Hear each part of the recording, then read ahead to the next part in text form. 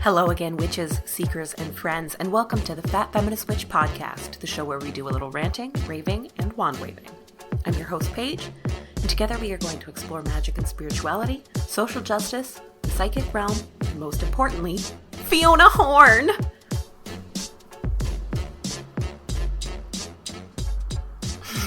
Please forgive my yelling, witches, but I'm just very excited. Thank you so much for tuning in to today's episode of the podcast. I'm very excited to say that I have a guest today. I love having special guests on the show. Now, you might have noticed, if you pay attention to these things, that this is episode 50. Yay! And that's because 50 is the order in which I recorded it. So I have episode 50 coming out today and episode 49 coming out next week. And I decided you're just going to have to deal. We're already having 2 episodes coming out on a Monday, 2 weeks in a row, so I figure why not just keep it weird? It is Mercury retrograde after all. So if you were thinking, hey girl, that math doesn't check out, you were right. So today's episode is episode 50, very excited, and it is a brand new interview with Fiona Horne, who I chatted with once before in February of 2018 about her autobiography, The Naked Witch. This time we're talking about her new book, The Art of Witch, and her recent tour through Australia, performing spoken word from the new book and playing with her awesome 90s electro-rock band, Def FX. So today's episode is coming out on this very marvelous Monday afternoon, or Moon Day afternoon, if you were, because today, July 22nd, Fiona's first ever Oracle deck is also coming out, and it's being released in the UK and North America. That means you can buy it right now. So the Magick of You Oracle features really, really cool art, and we're going to talk about it in the episode, by Marcela Bolivar, and was created to help you navigate your own path of self-discovery, especially when that takes you through periods of darkness. Fiona is very much about exploring the darkness and the light that we all have inside of us. And what's really, really neat is every card has a ritual that accompanies it and goes with its message, so that you can use it in ritual work, or you can, take the advice of your cards and work that into your magical practice. So you can find out where to buy it, exactly where you are, by going to fionahorne.com. You can also, of course, find it on Amazon or online bookstores, and you should go request it at your local bricks and mortar witchy shops. That's how they get new decks in, right? Especially brand new decks that just came out. So just like my previous chat with Fiona, which is still one of my favorite interviews ever, this one is very, very cool. She's inspirational, she's funny, and she's just so magical. And she's a really captivating speaker, right? She's not just a speaker, she's a performer, she's a singer, and an artist. And it's always a pleasure to have her on the show. So without further ado, witches, I bring you Fiona Horne. Why exactly did you decide to, well, I mean, you said you decided on this schedule. Why did you decide to do all of these things right now? Well, the reason I decided to do a double headline type tour in Australia in 3.5 weeks was because it was all meant to happen back in 2017, but there was 2 catastrophic hurricanes that hit the island I live on in the Caribbean. Yeah. So when and then between that happening in, August, September of 2017, and then all the recovery and the aid work and everything that went on the year after. And then I got a job myself flying airplanes out of the island I live on, St. Thomas, in October of last year. But by then I had a guilt complex, really, because I had promised my publishers the what I call fan-mally instead of family, but fan-mally, like the people that were, hoping that the band was going to tour back in 2017, and I had my autobiography out then, so I was going to go out to Australia and be out there then. I just felt like I owed it to them. So I put this trip together in 3.5 weeks so I could fit it in with my annual leave from my job. So it was just insane. I mean, but it was absolutely brilliant, and it worked because I think there was so much love, as hectic as it was for me to arrived. Literally, I flew 36 hours, and then I'm on TV, I'm on radio, I'm doing the newspaper stuff, then I'm in band rehearsals, then I'm on stage, and I never felt tired. I only felt nourished and grateful, because there was Australia just opened its arms. I haven't been back there for a long time in this capacity, and it was just so beautiful. The fans of the band who were so passionate about, you know, they were bringing their kids along, you know, there was so still a cool. mosh pit even 20 years later. Yeah, it was, and people were coming on saying, yeah, see, I'm bringing my kids to show them the cool music that their parents listened to, you know, in the 90s, and or when they were conceived, you know. Yeah. like, you know. And so it was just really beautiful like that. It was a real sense of family and community. And then from the magical community side of things, getting to do spoken word events and just talk about the last, you know, I don't know, over 20 years since I came out of the broom closet and the changes I've seen. And then to also be able to, you know, witness the evolution of the international magical community, but particularly the Australian magical community. There's a tremendous sense of identity and joy and unity and diversity out there, which I enjoyed immensely. And, you know, it's a humbling to have like someone come up to you and say, I was given your book, you know, when I was 14 and it changed my life. And I am a witch. And ever since I read that book, I've identified with that, with the past, and I live a fulfilled and happy life. I'm bringing my children up this way. I mean, we all gift them, you know, a book on their 13th birthday. I mean, there was, you know, sharing incredible. their stories. And, yeah, and just, you know, we've gone as a community, and as witches in particular, we've gone from being, you know, something that's, you know, either a Hollywood gimmick or a hocus pocus Halloween fairy tale scare story, or just, you know, a knee-jerk reaction to Christianity. We've gone from being perceived as that to being this really vibrant part of the spiritual community of the world. And I mean, I felt tremendous acceptance from, like, not just within our own community, but also from the mainstream too.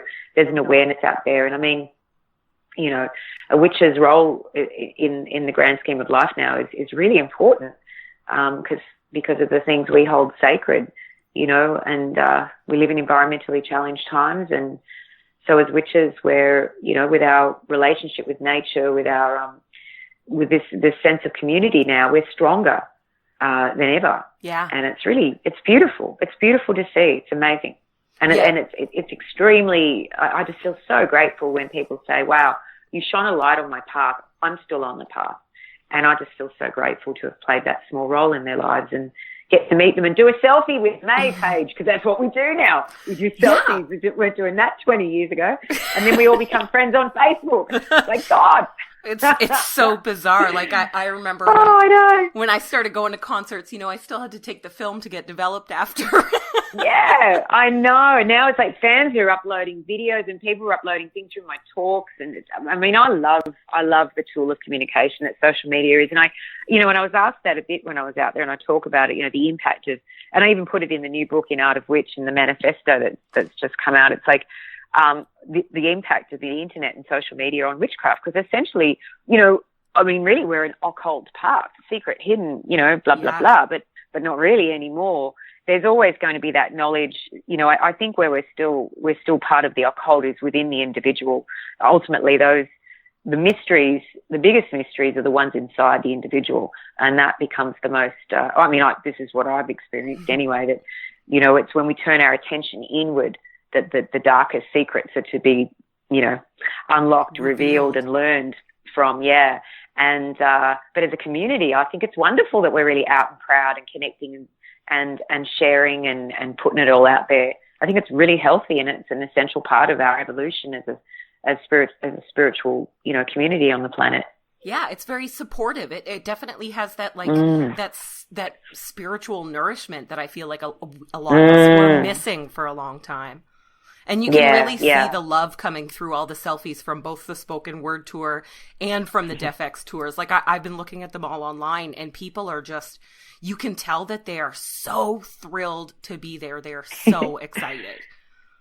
And I felt so touched by that, because, you know, I live out on a little rock out in the middle of the ocean now. I kind of banished myself out here to, you know, to come out and do aid work and get a career as a pilot going. And now I'm a commercial pilot, and it's like, I feel very isolated and candidly, Paige, I'm very lonely a lot of the time. And I realize that. I mean, I live vicariously through social media out here on the rock when we have Wi-Fi, you know, because that goes down periodically out here. But it's like, I realised I'm lonely, and putting myself back in Australia for that month and just being I was hugged so many times, like by people. It was just so beautiful, like to just, feel the closeness, and that nourished me on a personal level, and in a way that it doesn't happen out here in the islands. I mean, I tend to, I fly people around. I guess I spend some time with them, but I drop them off. I teach people at my spin class, but they go home after class. It's like I don't have a lot of friends out here.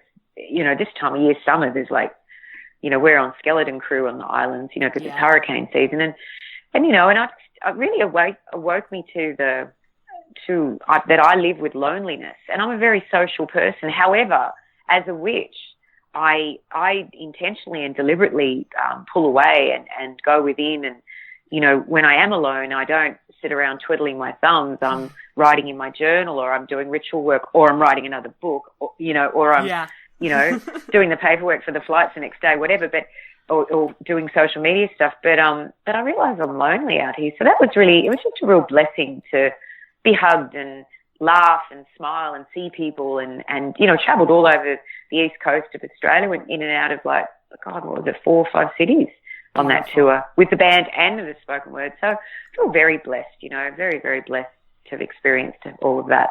Yeah, that's fantastic. So how was it performing again with the band? I saw videos of you dancing and singing, and you were great. And I still love your rock star fashion is still absolutely perfect. Oh, thank you. I had so much fun shopping online at Dolls Kill and Killstar. They're like online stores based out of LA, but they ship the clothes out here to the islands, and I tried them on and went, yep, that's the wardrobe. And they weren't even expensive. They were just cool. But yeah, I love my sequin pants, and I had one of the tops has a cutout of the sun off an A weight tarot deck, it's my chest. Really cool. That's fantastic. It was awesome. And even a locket with witch written on it, because, being a witch is a freaking fashion statement now. You can get clothing I've got this backpack that's got witch in giant silver letters on the backpack. And I wore that everywhere, and no one gave me a hard time. And I just slammed that on my back and advertised that I'm a witch, and it was, no one gave me a hard time. Yeah, that's so fun. I love seeing for real everywhere. Witches wearing those witchy clothes that are just so overt. It's just, it's a lot of fun and all that good stuff. But yeah, I had a great time. I mean, jumping around on stage, people were like, oh my God, you still got your voice. I turned 53 in linear years, and everyone's like, bloody hell, how do you do it?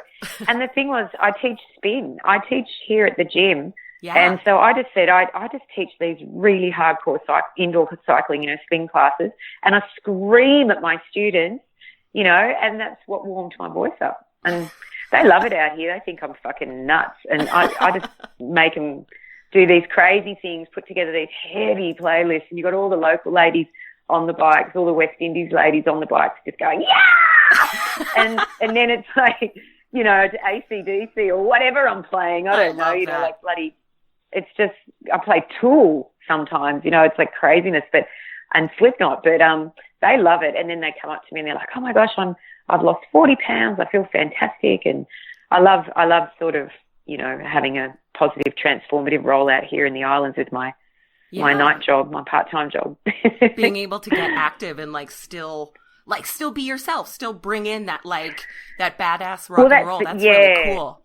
Yeah, the performing on the bike kind of thing. And it was my secret weapon though, to being ready to just land in Australia and go hard like that. I've been in training for months teaching spin and screaming at my students. This is probably something that a lot of musicians haven't thought of yet. They should probably get on this bandwagon. It's the best thing. And then, and I get paid to do it too. It's like, it's a job. I get paid. I'm teaching tonight, actually, after you and I speak, as this is being recorded. I'm teaching tonight. I was just making my playlist just now. I've got K-Flay in there, and that's awesome. And Eminem's and 50 Cent's new single, and they've done with Ed Sheeran of all things. But it's crazy because I get to in having this funny night job where I teach spin 3 nights a week now, and then I fly airplanes all day. It's a great way for me to burn off steam after sitting in a cockpit all day and flying around. But also too, it keeps me really current with what music's popular. Yeah. And I hear, what the mainstream's listening to, and then I can slip in some classics or some really kind of avant-garde left of center choices and make these, and I get known for my playlists because they're very eclectic. And then I put on a show on the bike, and that's what makes the classes popular. That's so true. Every time I've taken, especially spin classes, the music so matters to me, what they're playing. And it's so important. Yeah. You so know, you have to have great. It's like going to a nightclub. You've got to have great music to just get it on, you know. Yeah, absolutely. Otherwise, you can't really like get into that zone. It's like distracting. Yeah, music's no it's good. Distracting and painful. Yes. You've got to bring on the adrenaline and the euphoria. Yeah. I'm just imagining all these like cute little old island ladies spinning to like Slipknot and everything. Oh, it's true. Yeah, but they're not little. They're like they're curvy women. You know, it's a lot of sexy, voluptuous women out here, and it's like that's the vibe, man. You know, so I go from playing soca to Slipknot, and it's nuts. Oh my God, it's so much fun. They just love it. They and I know everyone by name too, so I call them out by name, and it's like it's like a party. I love it. I mean, it's a really important part of my social life. Like I was saying, it's like because I don't drink alcohol, so I'm not in the bars. And really in the islands, when you live out in the Caribbean, everyone's like, oh my gosh, that must be so exotic and glamorous. Well, it is when you visit for a holiday. But when you live out here, it's actually quite different. And I really, going to Australia for a month and having that experience. I mean, Australia is a very cosmopolitan, beautiful, modern country. As far as the cities go, I mean, the standard of living is so high, and then you just take 3 steps outside a city and you're into the energy of the land, and it's like it's cool. Magic. Australia is magic. Yeah, I felt a strong pull on this trip, and I was thinking, what is pulling me? And then I realized it was the land, and it was the water, and the essence of Australia's natural heritage, and was pulling me, like calling me. And I thought, well, this is where I recognized that I'm a witch, was on that land, growing up in that bush, interacting with those animals and that flora and fauna, that particular look, smell, feel, you know, the huge wide blue skies. I mean, that's when I knew I was a witch out there. It didn't happen when I was in a forest in England or anything, you know. It was like it was out in the land of Australia, in the bush. And so I guess it's not surprising that I would feel that pull, that call again, you know. Yeah, absolutely. It's a pretty magical place. Very magical. Sometimes there's just some places there's just something about them, and sometimes it's because they're home, and sometimes it's because they have their own magic. And I think Australia is definitely one of those places. It has its own magic. Yeah, it does. I mean, I felt, to be honest, when I was, you know, before you and I started talking today, when we were chatting, being in Boulder and hiking, just going for a walk up the trail through the Flatirons up Centennial Trail and Red Rock Spur. I just did that 2 days ago when I was there to film that TV show on the weekend. And I mean, just walking amongst the wildflowers, I was like, oh my God, I could live in Boulder.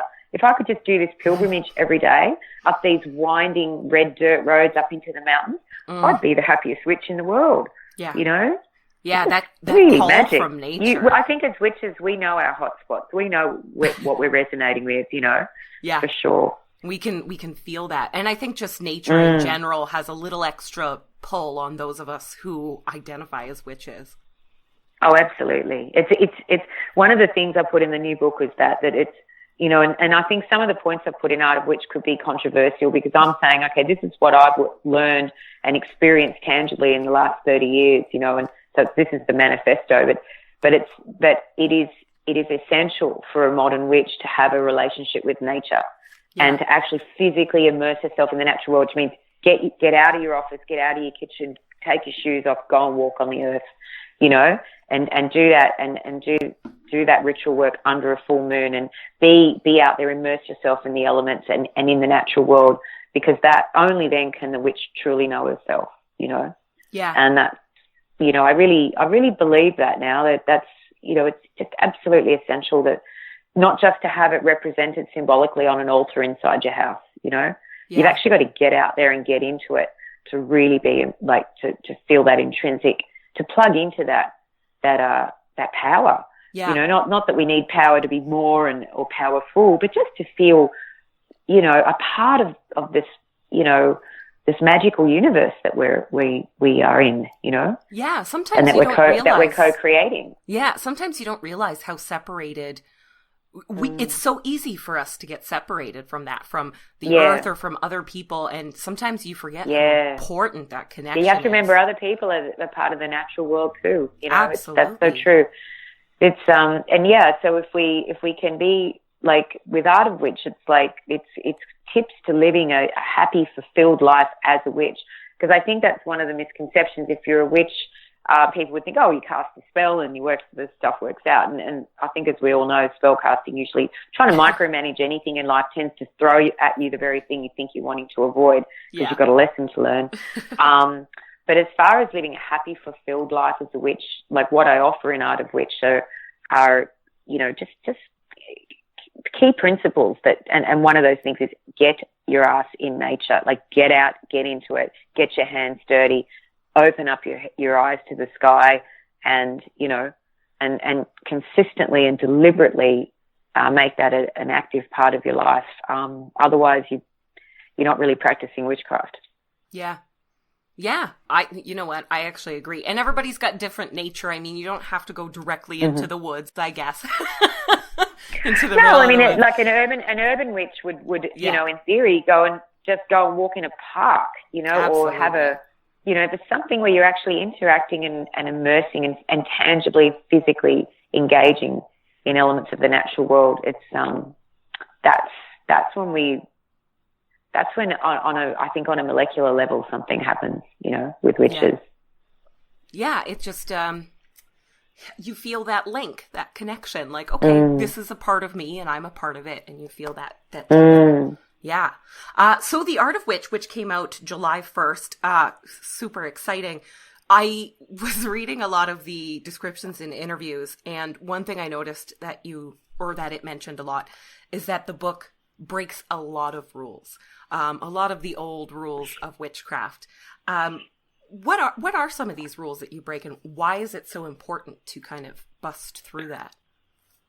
Well, I think one thing that I suggest in it that's been getting a little bit of attention is, you know, so often in witchcraft we say, as is my will, so mote it be. You know, and it's the Aleister Crowley kind of coined phrase, and we say it all the time, and I've had it in my books. You know, every other book I've written it's like a way of sealing a spell or kind of sealing an intention, as is my will, so mote it be. And I'm suggesting that ego, it's time for ego to take a lesser role in the way we practice the craft, and that ego actually, whilst it might be an essential survival tool at a point in life, up to a point in life, around, and I go so far as to say, you know, your mid-third decade, it starts to become a tool of self-sabotage. And it's kind of something that needs to be dismantled after it's played its useful role. And so then in that case, as is my will, so mote it be, I suggest or offer in the book that maybe that word will become part of the word willing, you know, willing to show up, be of service, be guided, be helped even, you know. It's extremely powerful to let yourself be helped sometimes. Oh, it really is. You know? And it can be really, really hard. It can be really hard to let people help you and to learn that lesson. Yeah. Exactly. And it's humbling, you know, that you know, it's, so I sort of talk about the egoless, humble witch, which is, you know, not what you originally think when you're getting into it. So, but, you know, there's things like that. And then also, you know, just shifting like in the first part of the manifesto, I feel like I want to get it and quote myself correctly, even though I wrote it. I don't want to misquote myself, so I'm actually grabbing the book as we speak. But I sort of suggest a different approach to the threefold law as well, which is, you know, not sort of being bound by this do unto others as, you know, like as is the threefold law, you know, just changing the perspective on that as well. Because I think as a community, and also as, I mean, we're kind of creating our paths as we go along, and the strength of modern witchcraft lies in all this learning that is going on, all this evolution that's going on, and the fact that it's not fixed and static, that it does grow, that it is, you know, something that's reflecting the input of the members. So I sort of suggest a moral law, which is allow others to be as you would be, rather than, you know, thinking, I won't do something because I don't want 3 times of that to come back. Just allowing others to be as you would be.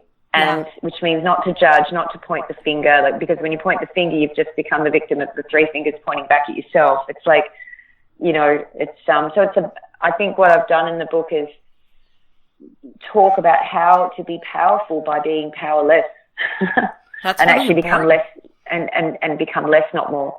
Yeah, that's actually really important. That's such an important lesson, because you can totally get out of control when it comes to power, where you start to see power in these very like inauthentic ways and inhuman ways. So it's important to remember that we're just this small kind of part in this whole big thing, and all these other people are there too. Yeah, and there's room for everyone. There really is. There's another thing I've mentioned in a few books, but it's I kind of tap into it again in this one because it just keeps ringing true, which is, you know, I kind of had this meditation and a bird spoke to me, a hawk spoke to me, and I've written about it, you know, but it's in this book again of just when this hawk actually communicated with me, I realized it was the Christian Father God that I had grown up with. That was that expression of divinity. And so the hawk, at the time, we were in this garden and the hawk said to me, look at all the trees in the garden. And I looked at them all, and the hawk said, do you see they're all different, yet they're all the same? And I saw that there were many species of trees around me. There was a willow, a gum tree, an oak tree, and even a jacaranda tree. It's quite a diverse garden. And the hawk said, do you understand the survival of the tree depends on its diversity? And I said, I understand. And the hawk said, you know, and at this point I'm realizing it sounds to me like the Christian Father God that I was brought up with, you know, that's the only knowledge I had of the divine as a little girl, being brought up in the Catholic faith. So this hawk, this Father Christian God speaking to me through this hawk, and as he says, you know, do you understand that the survival of the tree depends on its diversity? And I said, I do. And then the hawk said, so it is with my love. My survival depends on the diversity of my love. So every spiritual path, every religion is an instrument, and when they're played together, those instruments, it becomes a symphony of the soul, and that is my voice, the voice of God. So when the hawk said that to me, I realized that, like, it was witches, Christians, Buddhists, everyone, Jews, we've all got to play our instrument, because if we all played the same instrument, God's voice would die. The symphony of the soul is God's voice. It's the divine voice. So it was just a really beautiful thing, because, you know, that happened well over a decade ago, and I still was working in the entertainment industry and a bit kind of knee-jerk reactive, feeling I always had to get on my soapbox and carry on and fight for a bit of for a place in the world as a witch, and I just don't have to do that anymore. I just know that and I write it in the book, witches, we must play our instruments. Be proud, be relaxed. Proud doesn't mean be full of ego and finite in your expectations. It just means to be proud of your identity and love it and celebrate it, and love and celebrate each other, and allow our magical community to continue flourishing and prospering. That's so beautiful. That's so beautiful. What a beautiful message. Like, wow. It's very peaceful, eh? It's really, you know, I think as witches we often feel we walk the forgotten, dismissed or trivialized path. And this is God, the big divine voice itself saying, hey, I need you. Please play your instrument, you know, because without it, I'm screwed. I won't have a voice. So please carry on. And it was just, it was a beautiful thing to experience. So this, you know, there's kind of wisdoms and thoughts like that through the art of witch. It's essentially like, it's musings of a modern witch. I guess the first part of it is a letter to the reader, and then the second part is the actual manifesto, which is point by point breakdown of codes and principles of behavior, ethics and behavior that, you know, I think if you conduct yourself as a witch along these lines, then you can have a happy, fulfilled life. Yeah. And then the third part of the book is actually like a reference thing where you can sort of reference through the actual manifesto to make some elaboration of points. So there's like kind of 3 parts. Very cool. That's very cool. What a great idea. I love this. I'm trying to make sure I make notes here, because my copy's on its way probably on Monday when the Oracle comes. Well, I'll tell you, It's got a beautiful velvet cover, The Art of Witch. I mean, the publishers, Rockpool, did a beautiful job and created this hardcover, velvet cover book. And I feel so grateful because I think it's my 13th book, and I have intended it to be my last. However, I've learned after Australia that the universe was just slapping me over the head going, never say never, Fiona. You know? You never know. Who are you to think you know what you're meant to be doing? Just shut up and go where you're led. So that's what I'm doing.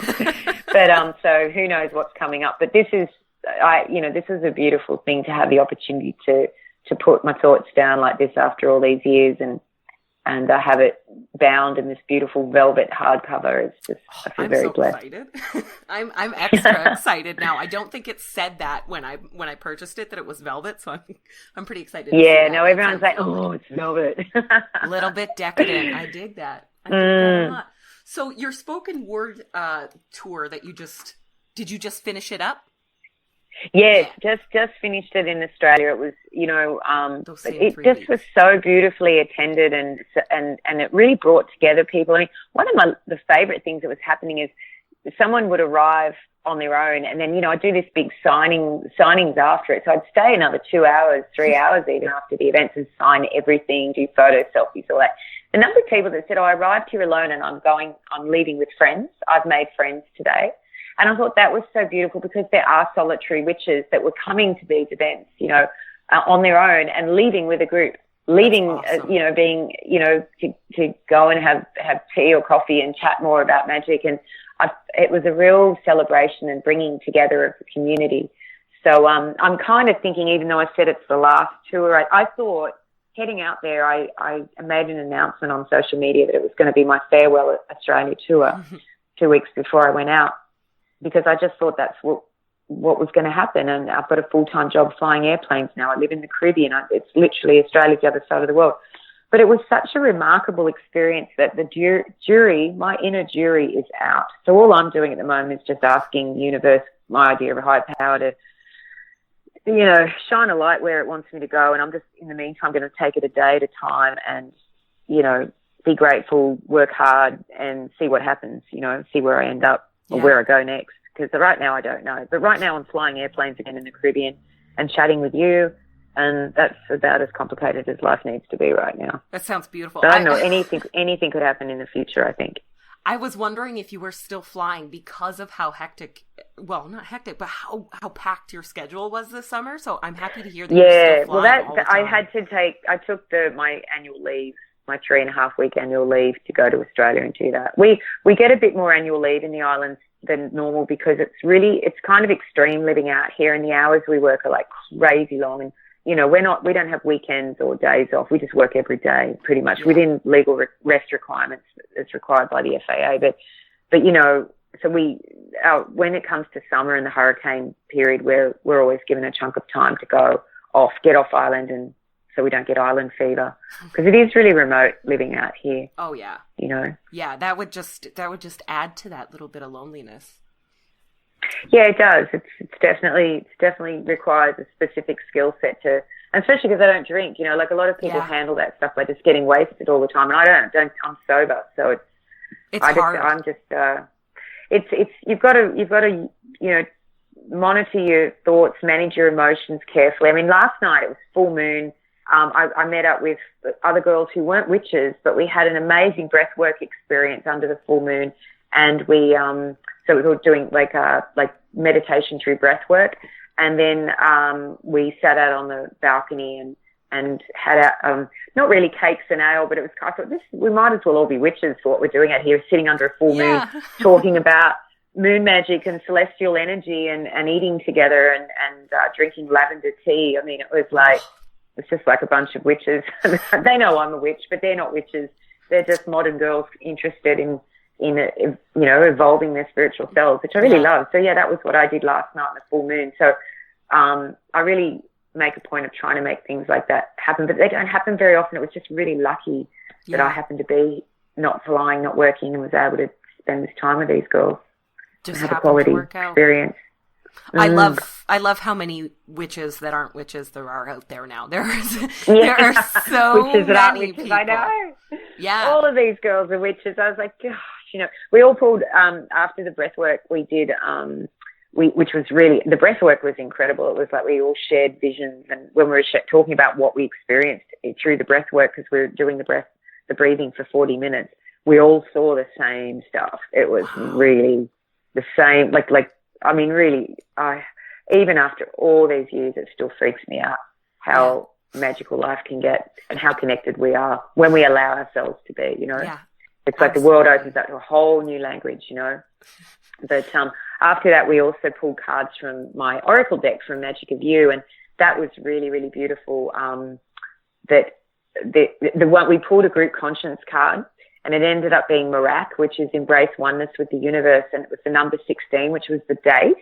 That's beautiful. We'd been talking about how our visions were merging into this kind of, it was like water light, like blue light, but it was like water, and I felt like I was moving through it very fast, like, and particles shooting past me and the shafts of sunlight shooting through it, and we were seeing all this stuff, and it was just the message was to merge with the oneness of all things and trust where we are being led. That was the message for all of us in the group. So then to get Marvellous as the group conscience card, and it was embrace oneness with the universe, number 16, which is the date. It was very magical. So magical. Yeah. Every time something like that happens, which isn't like every single day, but every time it does, I'm still like a little shocked, and I have to remind myself every time, don't you? Yeah. It's like we should just be going, hey, this is old hat now. Why are we surprised? This just happens all the time. But I think it just keeps getting better and better. And even one of the girls I was with last night, the witch who's not a witch, when it was her home and we were her guests as we were doing all this, she said that there's a quickening, there's an awakening. It's a universal awakening. I mean, this girl is a really amazing businesswoman. She has a beauty hair salon here that really unites people. She has goddess gatherings through her beautiful salon. It's like through the art of preening and pampering. Yeah. She brings together people on a collective spiritual level as well. It's really, really quite profound. So, but she was saying there's a quickening and awakening. The way she interprets the world is kind of like a kind of astral, universal kind of, she's got her own words to describe what I'm experiencing as a witch. She's just got different terms to describe the same thing. Yeah, it's so interesting because, like you said, like, they're not witches, but they can pick up this energy and they can tell that, things are happening and they can feel all the same things as the rest of us. That's the fact. I sometimes wonder if the world catching up to witches. I mean, dare I put us ahead and say, is the world catching up to us? Maybe that's what it is. Maybe that is. But it doesn't have to be a hierarchical statement or anything. It's just, I just think the world is catching up to how witches live, how we see the world. Yeah, and how we experience it, so how we co-create it. Yeah, I think it's a really kind of scary but exciting time to be a witch. So I wanted to talk a little bit about your Oracle deck of the Magick of You. The artwork of this deck is beautiful. And it's very profound, the messages that these just few words on the cards, and the actual image there, like the witch card. I just sat here and I stared at it for quite some time. What led you to create an Oracle deck? Well, I was just really lucky that Rockpool Publishing, who came into my life a few years ago and said, oh, would you like to do an autobiography, a how-to book, and an Oracle deck? And I was like, I didn't have a job at the time flying airplanes. I was doing all the aid work and training and stuff, and I was like, okay, yes, sure. I didn't expect to have an opportunity to do something like this again. So when I got time to doing the Oracle deck, I was a little bit like, oh gosh, what do I do? Where do I get this started? But I was very lucky that Andreas, who's a guy that works at Rockpool, and he kind of works in the sales and marketing arm of it, but he had his head out. He'd been looking at different artists, and he said, look, I found a few. Here's some suggested art. Check out these portfolios I found online. So the first I saw was Marcela Bolivar, who's done the art for Magick of You. As soon as I saw her work, I was like, oh my God, this is it. I get it now. And then I started to feel that I was channeling cards. All of a sudden it was like, get out of the way, Fiona. This has to come through. And so she allowed me to choose 36 images. She gave me access to all her digital files. I chose 36 images, and then I just pretty much channeled it. I mean, I created it, but when the names and the themes of the cards were, a lot of the time it was just coming through me, not from me, which is how I read tarot. You know, because I was thinking, I've read tarot for more than 3 decades now, and I use the same deck, and I just, you know, the cards are so rubbed and worn. They've been shuffled and read thousands of times, and I'm on my second deck, you know, and it's like that. So it's like, you know, the first one is in storage because it just, all the wax came off completely and just started to disintegrate. So, you know, I just thought, how do I understand the purpose of the oracle? And then it just came through really clearly that it was about unlocking hidden truths, and that this was an oracle for the reader. This is the one the reader can trust. This is the guidance that will come through for the reader to be able to be shown something rather than just see what they kind of want to see. And the oracle deck can be used in conjunction with tarot spreads and even other oracle decks. A card can be pulled from the Magick of You Oracle for clarity and confirmation. But essentially it's a deck for the reader to read for themselves.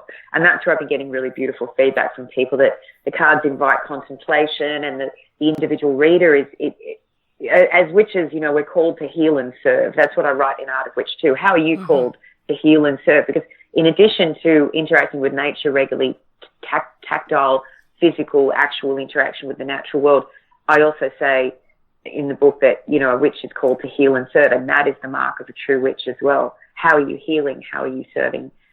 Because that is what a witch is born to do as well. So in that sense, as we are healers and we are here to serve, we're that others as well as ourselves. So the deck is designed to help the witch help herself, and then she can be more useful in the world and helping others. Yeah, that's beautiful. That's exactly, I feel like that's exactly what so many people need. And I feel like that's the way a lot of people use oracle decks already, and sometimes it just doesn't connect. But man, the artwork on that, look, as soon as I saw it, it's deep and it's dark. It's dark too. Like I just, I loved her vision. Her Instagram name is Tropical Gloom, and I just thought, oh, that just sums it up. Here I am living in the islands. It's like, but you know, always looking into the dark. You know, like I'll go and walk around in the dark at night and just feel the island. You know, the island energy. And so when her Instagram name was Tropical Gloom, I thought, oh, we're going to get along. I've never met her in person, but she and I've communicated via email and text, and she's a very compelling young woman, and I'm very blessed to have been able to do this with her. And so I think where the cards have a kind of not only a visually kind of dark, arresting, moody kind of energy to them, it's also in the lessons as well. It's about going within. But there's also cards there that are like, you know, it's your time to lead, you know, step out of the shadows, you know. Yeah, a lot of the ones I saw. Most of it's really dark.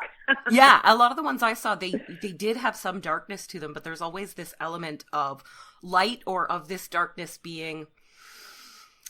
Well, in the darkest night, the brightest star shines in the darkest night. Yeah. So, you know, sometimes we've got to willingly enter the darkness. And I think that's the gift, and that's another essential thing of the witch too, that the biggest reveals are when a witch is alone and in communion with the divine through herself. That's when the biggest reveals come. That's what I've learned. And so I offer that in the Art of Witch as well. It's like you're not going to get those big breakthroughs by attending a group meeting. You're going to get them in solitude. And then it's your duty to share them. Yeah, often some of the most clarifying feelings and thoughts come straight out of the darkness.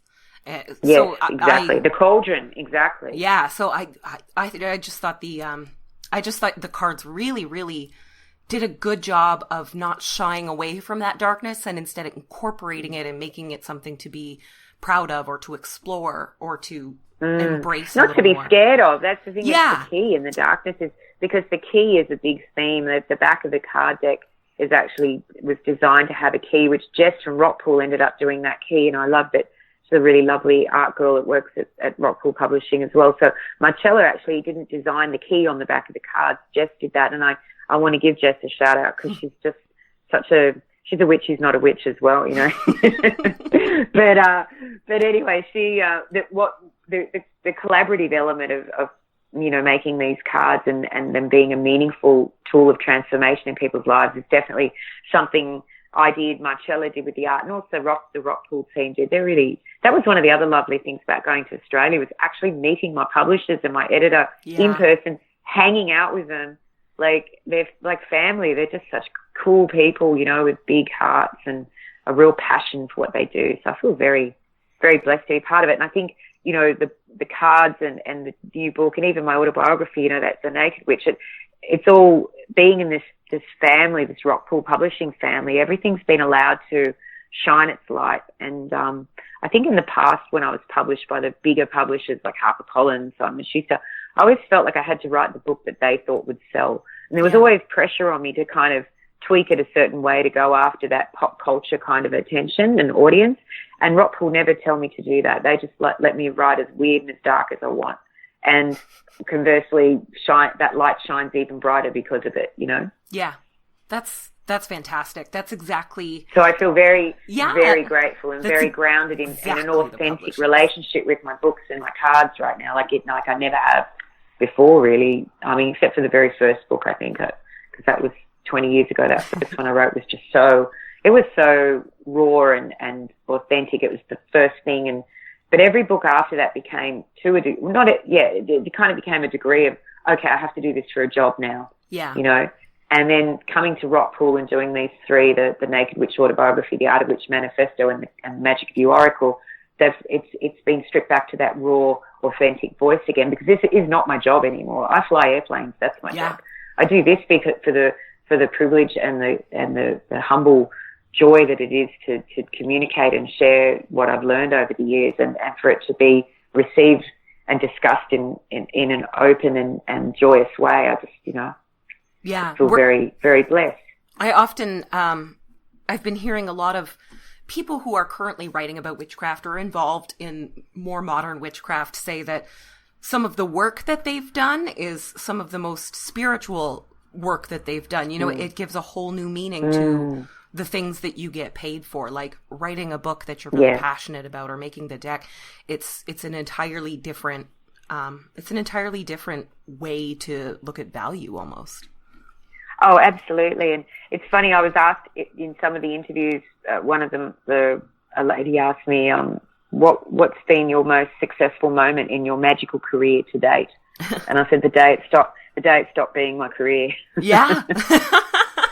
Seriously. It's true though, Yeah. Yeah, because it can be hard. It can be hard to be kind of spiritual in the spotlight sometimes.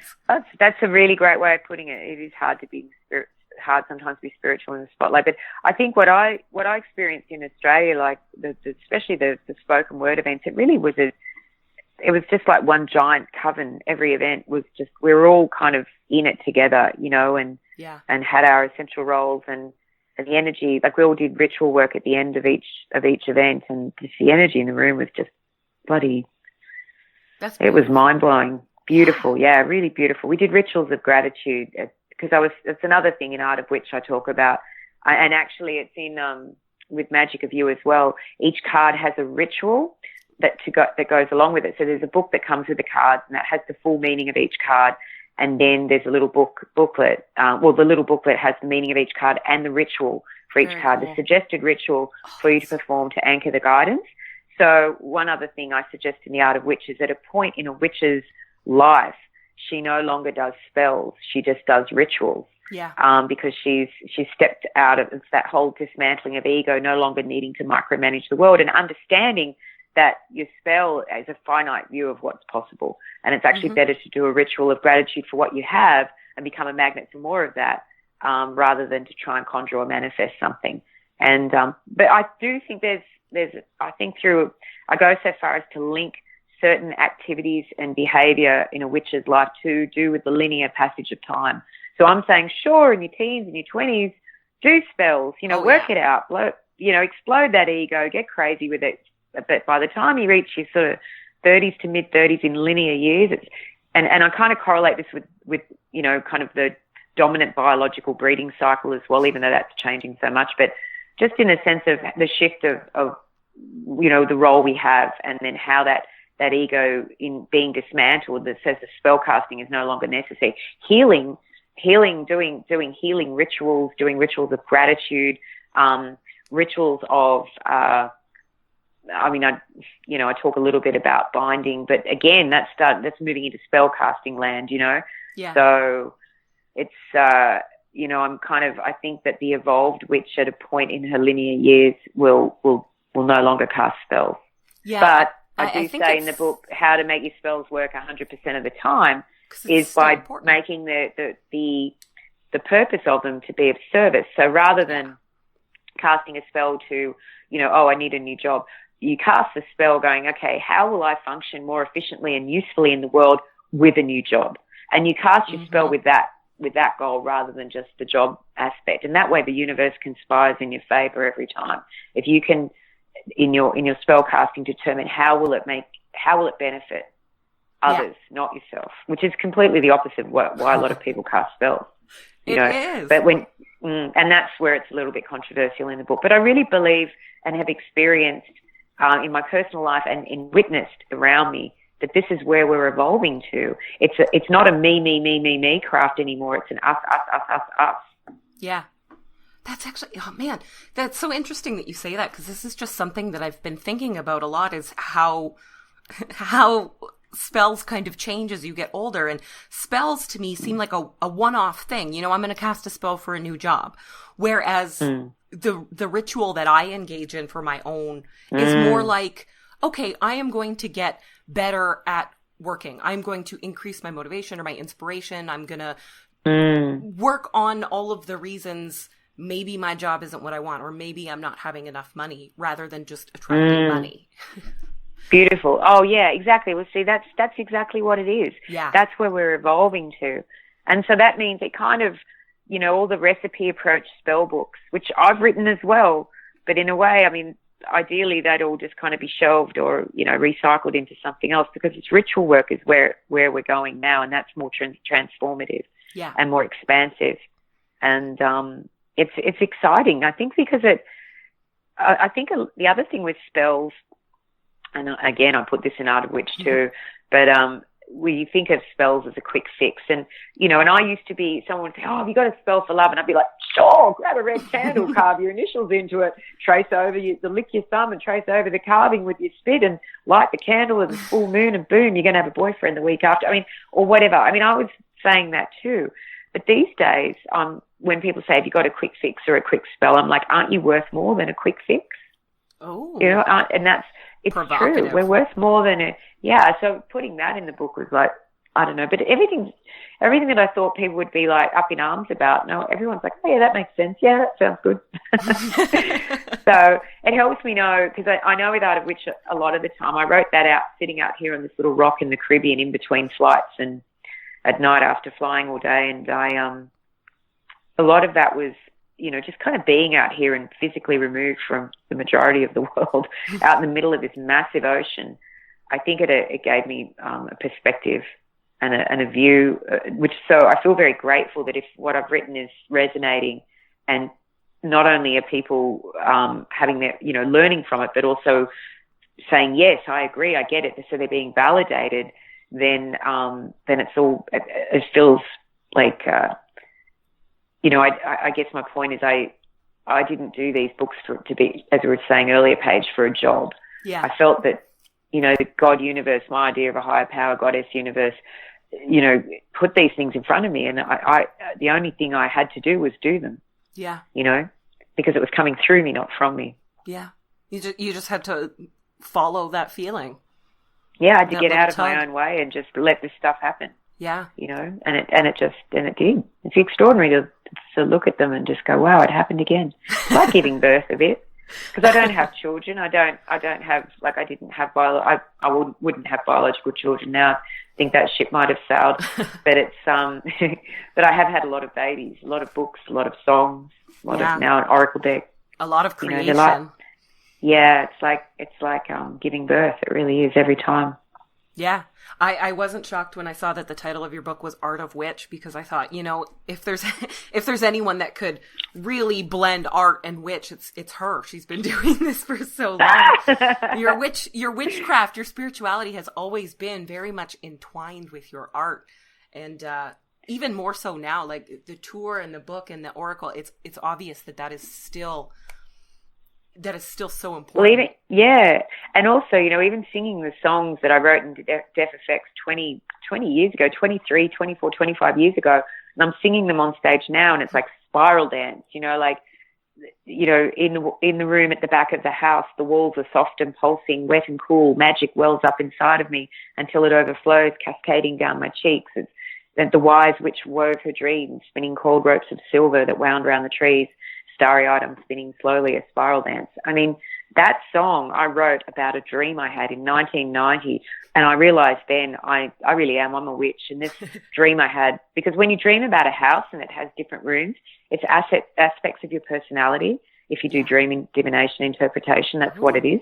So each room had a different theme, but the room at the back of the house, the walls were soft and pulsing. Well, they were made of living trees, and they were pulsing, and sap was seeping out of them, and then I stood in the center of this room, and this is in my dream, and it's so tangible, and one foot lifted up off the floor, and I started spinning slowly. So I sort of sang the song, starry-eyed, I'm spinning slowly, a spiral dance, but this magic room at the back of the house where the walls were living trees pulsing, and one foot lifts and I start spinning. I remember in the dream my head flung back, my eyes opened, and liquid crystal just poured out of my eyes. And that was all the magic welling up inside of me until it overflows, cascading down my cheeks. So, I was singing that song on tour with Deaf Effects just now, like a few weeks ago, and just realizing, that, as you said, like the art, the creation has always reflected in my magical spiritual life, even though I didn't come out of the broom closet until after Deaf Effects. Yeah. But it was always in there. Yeah, and also my political leanings as well. Like I sang "Kill the Real Girls," and it's a pro-choice song, and I was like, if I wrote this song yesterday, I still mean every word. I wrote it 20 years ago. And then "Masses Like Asses," which is about consumerism and capitalism, and it was like, or corporatism, actually not capitalism now, corporatism. I mean, I said, if I wrote this yesterday, I stand by every word, but I wrote it 23 years ago. It's incredible to get to sing songs you wrote a long time ago and still resonate, Yeah. It's pretty fun. It's a little sad that some of them, it's a little sad that corporatism is still kind of such sad, like, a problem. Oh God, this is still really topical, Yeah. but oh well. But people still really need to hear, they need to hear that support about those issues. It's still so important. Oh, absolutely, yeah. Wow, that's beautiful.